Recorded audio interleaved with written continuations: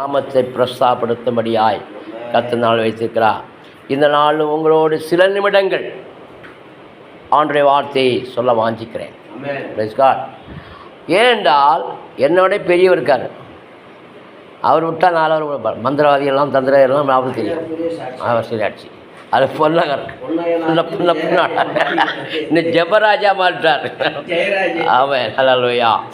ஆவே அவர் இந்த நாட்களில் நம்ம மத்தியில் இருப்பது ரொம்ப சந்தோஷம். நான் அவரை ஏன் கூப்பிடுறேன்னா கரெக்ட் டைம் வந்து வர்றார். முதல் நாள் வருவார். எனக்கு ஜெபத்துக்கு பக்கத்தில் அதுதான் முக்கியம்.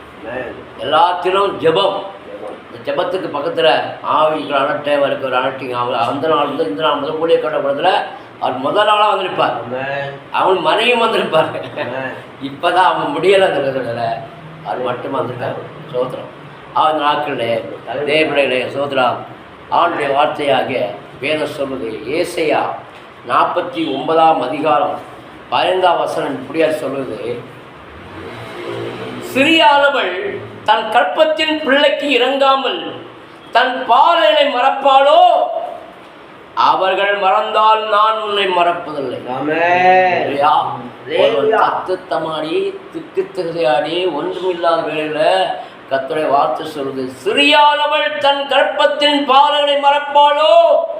அவள் மறந்தாலும் நான் உன்னை மறப்பதில்லை. ஆண்டவர் சொல்ல, இதோ என் உள்ளங்கைகளில் உன்னை வரைந்திருக்கிறேன், உன் மதில்கள் எப்போதும் முன் இருக்கிறது. என்னுடைய நடைகள் உடைகள் பாவனை எல்லாம் யார் பார்த்திருக்கா? என்னை பார்த்து கொண்டிருக்கிற தேவன் நல்லவர். ஹல்லேலூயா. அவர் ஒரு நாள் என்னை கைவிட தேவன் அல்ல. ஏனென்றால் அவர் அல்லவா என்னை அழைத்தார். அவைத்தான் பேசுகிறது, நீங்கள் என்னை தெரிந்து கொள்ளவில்லை, நான் உங்களை தெரிந்து கொண்டேன். நீங்கள் என் நாமத்தினாலே பிதாவை கேட்டதோ அதை அவர் உங்களுக்கு கொடுக்கத்தக்கதாக நீங்கள் போய் கைவிடுக்கும்படிக்கு உங்களுக்கு நேற்றுக்கும்படிக்கு நான் உங்களை ஏற்படுத்தினேன். அதனால தான் இன்றைக்கு ஊரா சபைகள் தோறும் சென்று கால் வைக்க இடத்தெல்லாம் சனங்களை பிரவச்சிக்கிறார். இதனால் அல்ல, என்னுடைய பலத்தினால் அல்ல, என்னுடைய ஆவினால் அல்ல, பரிசுத்த தேவனுடைய வார்த்தை. தேவ வார்த்தை உன் ஆகாரத்தை தனிமையில் போடு. அநேக நாட்கள் பின்பாக பலனை காண்பார் சொன்ன தேவன் இன்றைக்கு உயிரோடு இருக்கிறார். இப்பொழுது உங்களோடு பேசிக் கொண்டிருக்கிறார். ஆண்டோடைய வார்த்தையை நீங்க சர்வதா வேண்டாம். அவர் வானத்தையும் பூமியும் உண்டாக்காத தெய்வங்களை இந்த பூமியிலும் இடாதபடிக்கு அழிந்து போகப்பட்ட தேவனுடைய வார்த்தை. ஹல்லேலூயா. அவருடைய முன்பாக நாம் திக்கத்தாழ மாற வேண்டும் என்றால் நாம் தேவனுடைய ராஜ்யத்தை கட்டுவதற்காக மாற வேண்டும். தேவனுக்காய் பாடுபட வேண்டும். தேவ சமூகத்தை அதிகாரம் எழுப்பி துதிக்க வேண்டும், ஆர்ப்பரிக்க வேண்டும். ஆவியோடு உண்மையோடும் வாழ வேண்டும். அப்படி வாழும் பொழுது நீ யாருக்கும் அஞ்ச வேண்டும், யாருக்கும் பயப்பட வேண்டாம், யாருக்கும் கலங்க வேண்டாம், யாரை குறித்தும் நீ என்ன செய்ய வேண்டாம். பயப்படாத. அவர் சொன்னார், உன் குமார தீபித்து வருவார்கள், உன்னை நிர்மலாத்தினவர்களும் உன்னை பாழாக்கினவர்களும் உன்னை விட்டு புறப்பட்டு போவார்கள். நமக்கு எதிராக யாரெல்லாம் வர்றானோ அவன் பாழடிக்க ஆண்டு செய்வான். நமக்கு எதிராக மோசம் பண்ணானோ அவன் பாழைக்கப்பட்டு போவான். ஏனென்றால் இந்த கல்லில் மோதுறவன் எவன்? அவன் நசுக்கப்படுவான். இந்த கல் எவன் விழுதோ அற்பமாயிருவான். உனக்கு எதிராக எழும்புற எந்த ஆயுதம் வாக்கியவர்கள் கத்த இன்றைக்கும் உயிரோடு பேசுறது எவனா இருக்கிறார்? ஆவே ஏனோதான கிறிஸ்தவ வாழ்க்கை, எவனை கெஞ்சி நிற்க வாழ்க்கையில கிறிஸ்தவ வாழ்க்கை, கைகட்டி நிற்கிற வாழ்க்கையில கிறிஸ்தவ வாழ்க்கை, அது பரலோகத்தை அசைக்கிற வாழ்க்கை. உங்களையும் என்னையும் அழைச்ச தேவன் உயிருள்ள தேவன் என்பதை மறந்துவிடக் கூடாது. எப்பொழுதும் விழித்திருந்து ஜெபிக்கிறதுக்கு நாம் ஆயத்தமா வேண்டும். எந்த நிமிடமானாலும் பேசுவதற்கு, எந்த நிமிடமானாலும் ஜெபிப்பதற்கு நாம் தயாராக இருக்க வேண்டும். அப்படிப்பட்டிருந்தால் தேவனுடைய ராஜ்யத்தை கட்ட முடியும். அப்படி எழும்பும் பொழுது சிங்க கூட்டில் தாட்சி அடைந்த பட்டினிகளுக்கு கத்தரை தெழுக்க ஒரு நாளே குறைபடாது. அன்பு தேவனே, இதுவரைக்கும் காக்கிற தேவன் இனியும் காப்பா. ஹல்லேலூயா. ஆயத்தால் 18ஆம் வசனம் சொல்லுது, உன் கண்களை ஏறெடுத்து சுற்றிலும் பார், அவர் எல்லாரும் ஏகமாய் கூடி உன்னிடத்தில் வருகிறார்கள். ஆமென். நீ அவர் எல்லாரையும் ஆபரணமாக தரித்து மணமகள் அணிந்து கொள்வது போல நீ அவர்களை அழிந்து கொள்வாய் என்று ஜீவனை கொண்டு சொல்கிறேன் என்று கர்த்தர் சொல்றார். ஆமென். அல்லேலூயா. அல்லேலூயா. நான் எப்படி அனுப்புவது? இன்னைக்கு வந்திருக்கிற புதிய நம்பர் பீட்டர் இப்போ என்ன மாட்டாரு, எனக்கு அலங்காரமாக மாறிட்டார். அடுத்த ஃபோன் நம்பர் வரும்.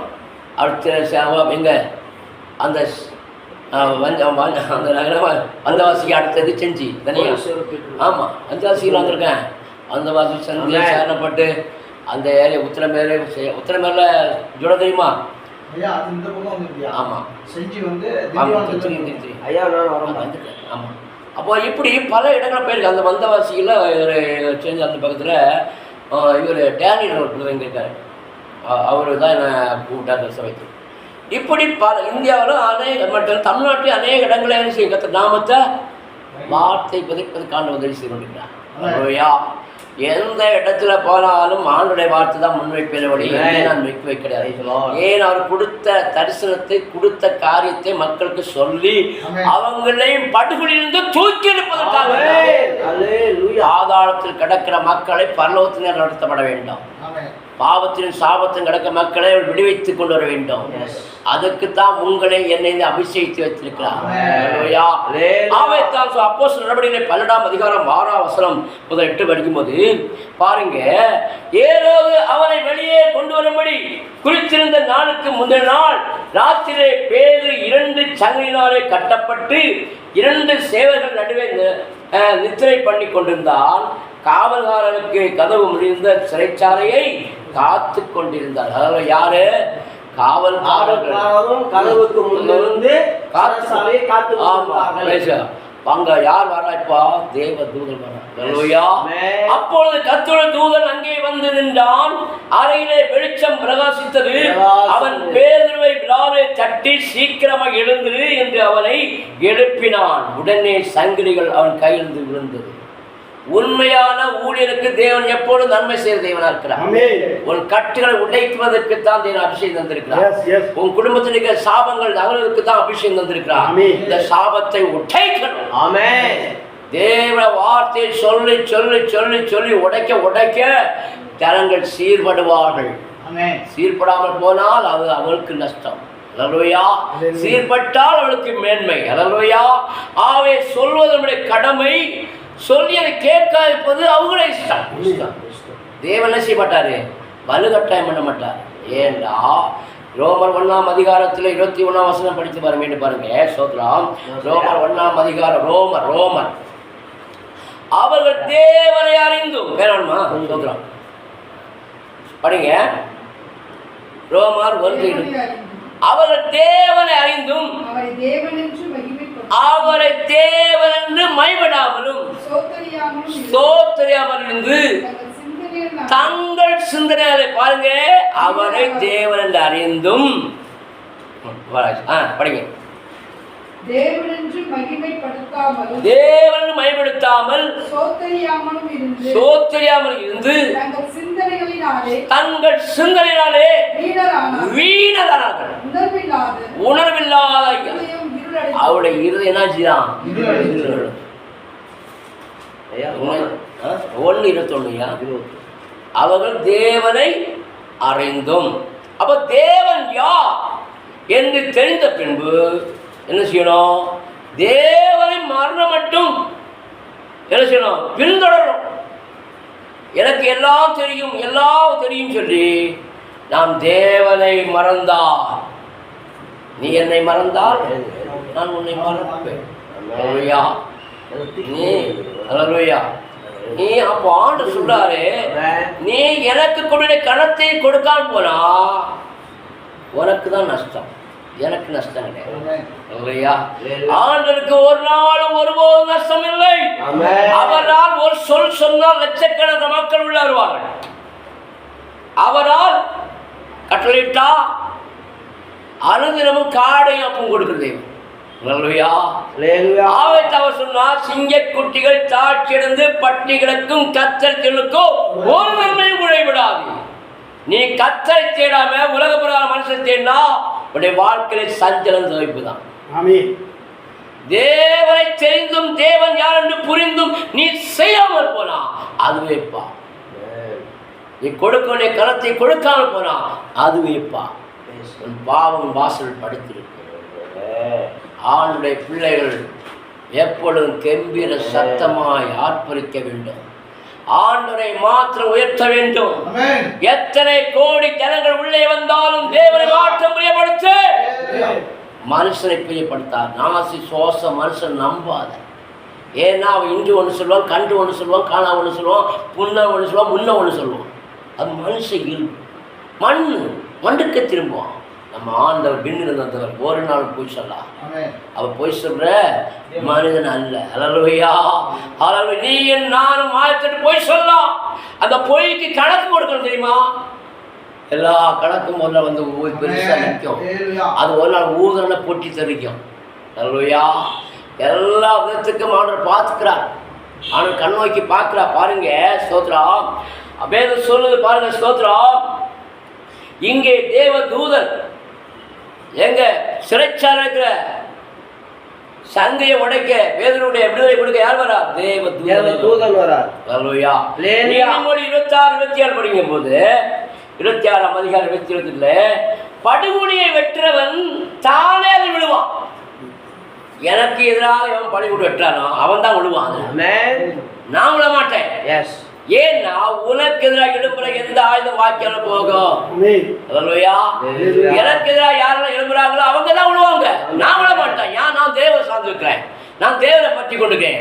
தேவனை பயன்படுத்தி கொண்டிருக்கிறேன். தேவனோடு அழுது கொண்டிருக்கிறேன். அல்லையா? அப்ப உனக்கு எதிராக எழுப்புற எந்த ஆயுதமும் வாய்க்காமல போகும். நீ வெட்டக்கூடிய நீ தான் விழுவ. யாருக்கும் கூடி வெட்டாதீங்க.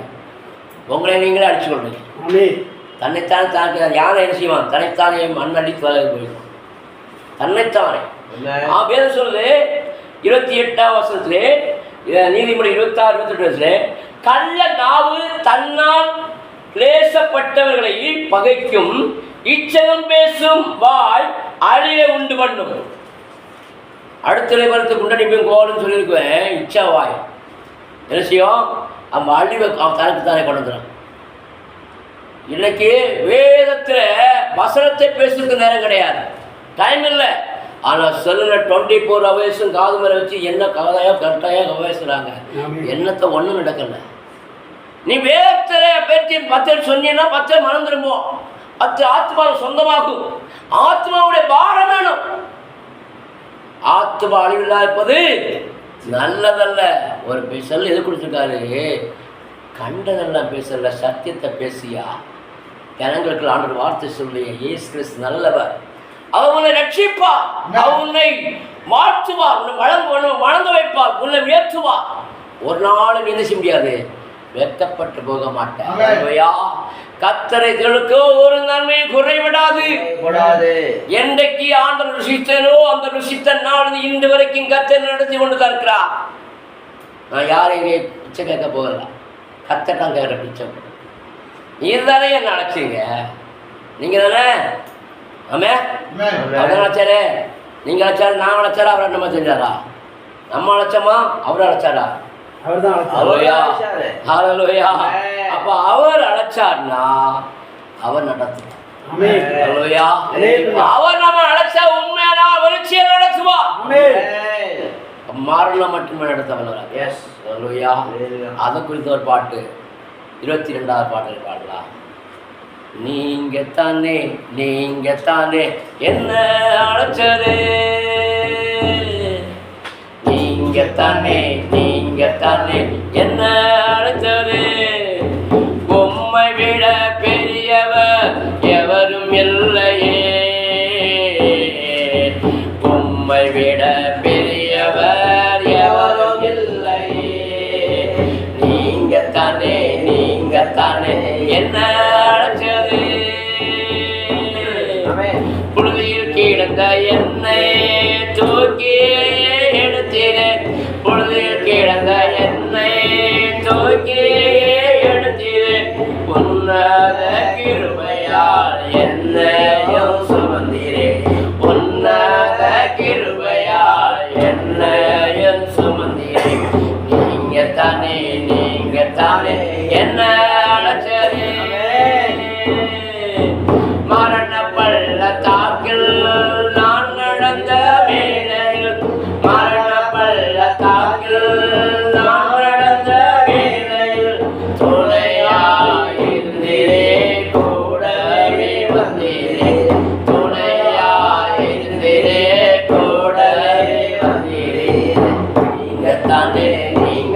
தானே என்ன அழைச்சது உம்மை விட பெரியவர் எவரும் இல்லையே உம்மை விட பெரியவர் எவரும் இல்லையே ஒன்றை குறித்துமே கவலைப்படாதீரே ஒன்றை குறித்துமே கவலைப்படாதீரே என்னை தவிர தேவனோ உனக்கு இல்லை என்றீரே என்னை தவிர தேவனோ உனக்கு இல்லை என்றீரே நீங்க தானே என்ன அழைச்சது உம்மை விட பெரியவர் யாரும் இல்லையே உம்மை விட பெரியவர் எவரும் இல்லையே அழைத்தது நான் தானே மறப்பேனோ என்றீரே அழைத்தது நான் தானே மறப்பேனோ என்றீரே கர்த்தர் மேல் பாரத்தை வைத்து விடு என்றீரே கர்த்தர் மேல் பாரத்தை வைத்து விடு என்றீரே நீங்க தானே என்ன அழைத்தது நீங்க தானே என்ன அழைத்தது உம்மை விட பெரியவர் எவரும் இல்லையே உம்மை விட பெரியவர் எவரும் இல்லையே ஜீவனுள்ள நாட்கள் எல்லாம் என்கிறவை போதும் என்று ஜீவனுள்ள நாட்கள் எல்லாம் என்கிறவை போதும் என்று தேசத்தில் உன்னை உயர்த்துவேன் என்றீரே தேசத்தில் உன்னை உயர்த்துவேன் என்றீரே நீங்க தானே என்ன அழைச்சது உம்மை விட பெரியவர் எவரும் இல்லையே உம்மை விட பெரியவர் எவரும் இல்லையே உம்மை விட பெரியவர் எவரும் இல்லையே. பாஸ்டர் ஜேக்கப் கோர்சிங்கிற அவன் அழைச்சிருந்தேன் அதனால நான் அழைச்ச அன்னைக்கு இந்த பாட்டு தான் பாடணும் அப்படியே தாட்டி தூக்கி சிக்கிட்டாங்க ஏன்னா வேத வசனையா நம்மளை அழைச்சவர் தேவன் அவர் ஜீவன தேவன் அவர் நம்மை ஒரு நாளும் வெட்கப்படுத்த விடவே மாட்டான் அவன் செய்வதெல்லாம் வாய்க்கும் இதைத்தான் நான் ருசி பார்த்தேன் அதைத்தான் உங்களுக்கு சொல்லித்தேன் நான் வேற எஸ்டாப்ளிஷன் ஒன்றும் சொல்ல கிடையாது நம்ம ஆண்டுடைய வேதத்தை நம்ம சொல்ல நம்ம பற்றி நம்ம கொடுத்தா தான் நம்மளை ஆண்டவர் உயர்த்துவார் நம்ம 4 சதி சொன்னா தான் அவங்க பலசாலியா மாறுவாங்க உங்களையும் என்னையும் அழைத்த நோக்கம் அநேகரை மீட்டுக்கொள்வதற்கு அநேக ஜாதி ஜனங்களை ரட்சிப்பதற்காக அநேக ஜனங்கள் மடிந்து கொண்டிருக்கிறார்கள் அந்த மடிவிந்து மீட்பதற்காகத்தான் ஊர்தோறும் பட்டணந்தோறும் நம்மளை பயன்படுத்தி கொண்டிருக்கிறார் மனசுனால் நான் உன்னை உருவாக்குவேன் உயிர்ப்பிப்பேன் சொல்லி வாக்கு கொடுத்த தெய்வன் இதுவரைக்கும் உயிர்ப்பித்துக் கொண்டே இருக்கிறார் எந்த மனுஷனை நான் பின்னிட்டு பார்க்க கிடையாது எந்த மனுஷனை நோக்கி பார்க்க கிடையாது எந்த இடத்துல போனாலும் அங்கே சபை பலப்பட வேண்டும் தமிழ்நாட்டில் இருக்கிற அநேக சபைகளுக்கு கத்தரை கொண்டு போயிருக்கேன் இந்தியா இருக்கிற பாம்பே பட்டணம் பெங்களூர் பட்டணம் எப்படி கர்நாடகா போயிருக்கேன் என் ஆண்டவர்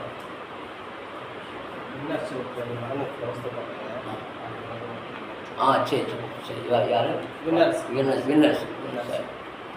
இந்த நாளில் கர்த்தர் நமக்கு இந்த வார்த்தை மூலமாக நம்மளை பலப்படுத்திக்கிறார் எப்பொழுதும் இந்த நாளில் அந்த வார்த்தைகள் ஆசிப்பராக தொடர்ந்து இந்த இடத்துல அருமையான சாருடைய இந்த வந்தவாசியா செஞ்சியில் இருக்கிற